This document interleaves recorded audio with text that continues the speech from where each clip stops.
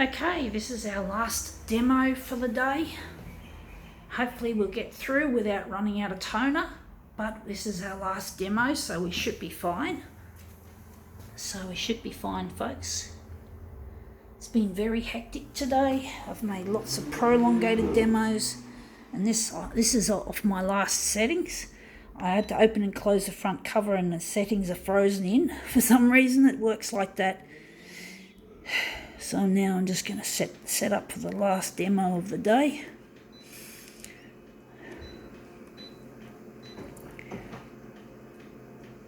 Going to go that size, or maybe we're going 200.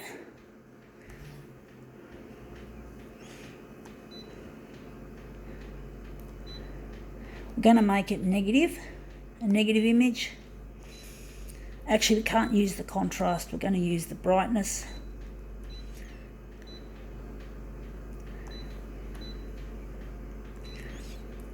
Going to do that.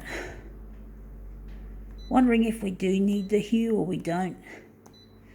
And we're just going to darken. We're going to use both of these together to make it really dark, to make it a really good negative positive.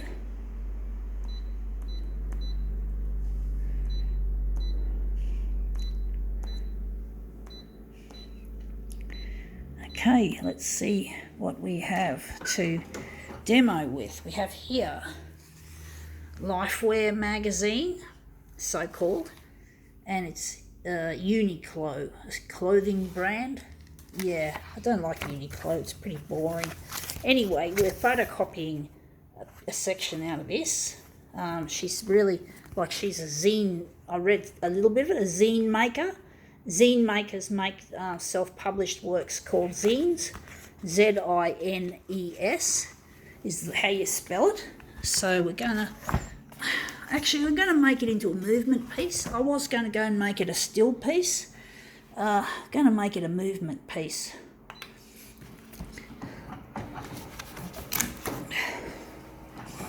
But yeah, this is just advertising shit once again.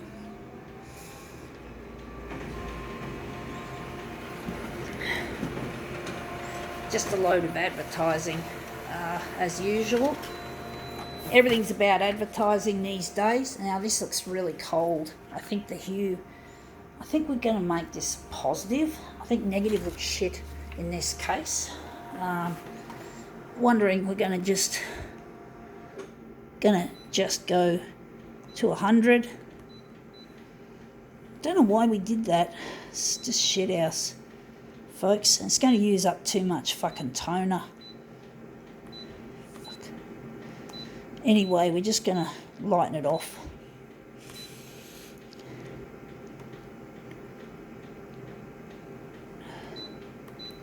So yeah, we're going to do both sides now. We're going to do both sides of this piece. So we've got her in that side and him, and we've got her there. So we're going to use this whole area. So we're going to make it into something interesting.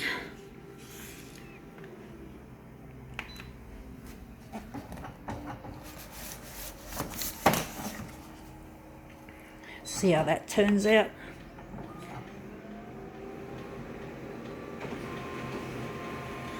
Hopefully we can squeeze the last few copies out of this toner cartridge. Okay, that looks interesting. I'm actually thinking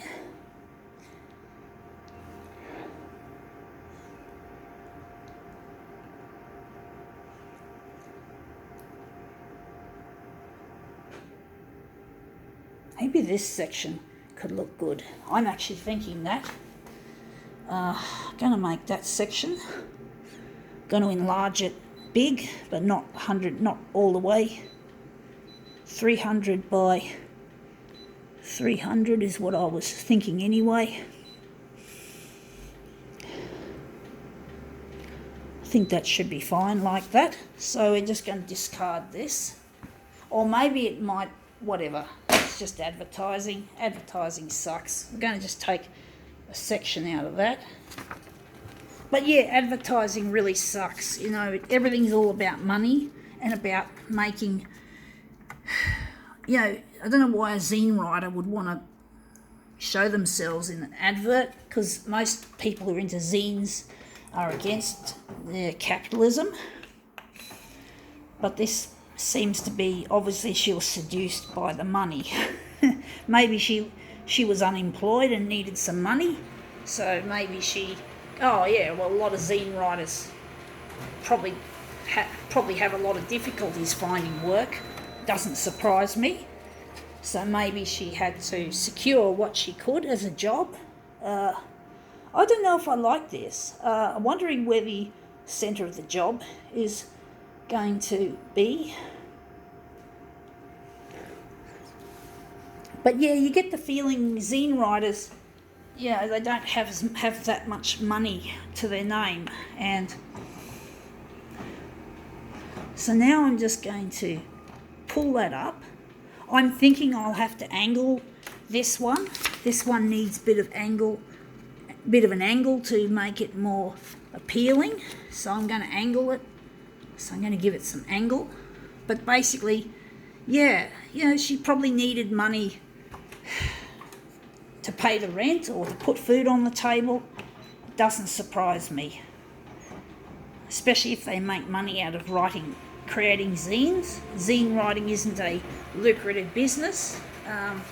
They love doing it. It's a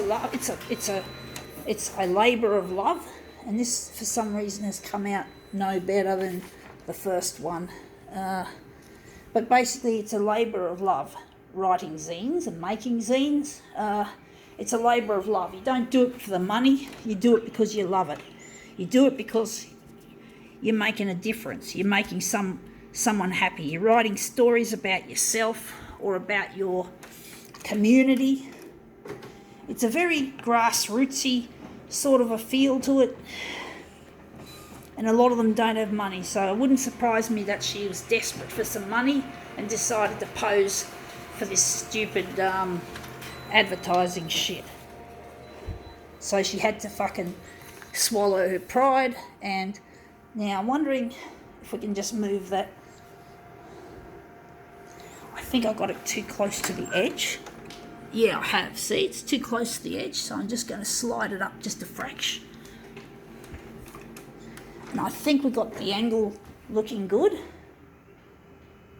But basically, I wouldn't be surprised if she was just desperate for a little money to get her by. I've been to, there's a zine shop in Melbourne called the Sticky Institute. And they obviously make money out of zines, but it's not an easy business to do. Wondering where the centre of this job is going to be. I'm thinking it's going to be there. That looks really quite nice. But it's not for everyone. Writing zines is a labour of love, and it can be quite costly, I guess, with photocopying expenses and paper and that, or pens. It's probably not, I don't know how expensive it is. I've never really committed myself to making zines on a regular basis. We're going to go open and close the front door, and hopefully this will get us through until the very end. So we're just shutting that up. But basically, it's not something you do to make money, folks. Writing zines, it's something you do because you're passionate about it. It comes from the heart, and it shows in the real gutsy, raw sort of feel you get when you're dealing with zines. Zines are not for the faint-hearted.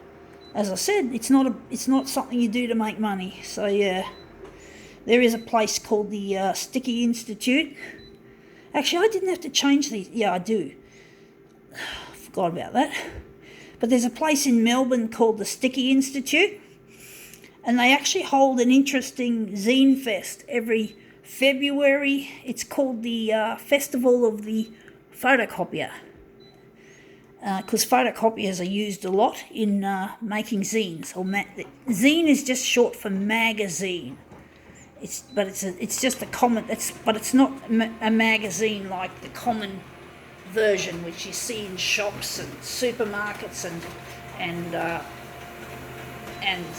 newsagents. They're really gutsy. They don't always look very attractive. A lot of them do look very unattractive.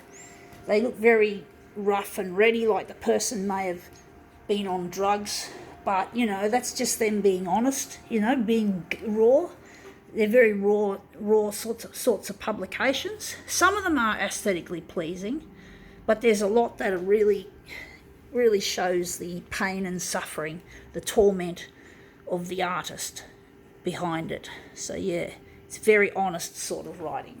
Anyway, we've finished our 15 demos of the day, and this one's come up a lot better than I thought. I think now we can finally call this set finished.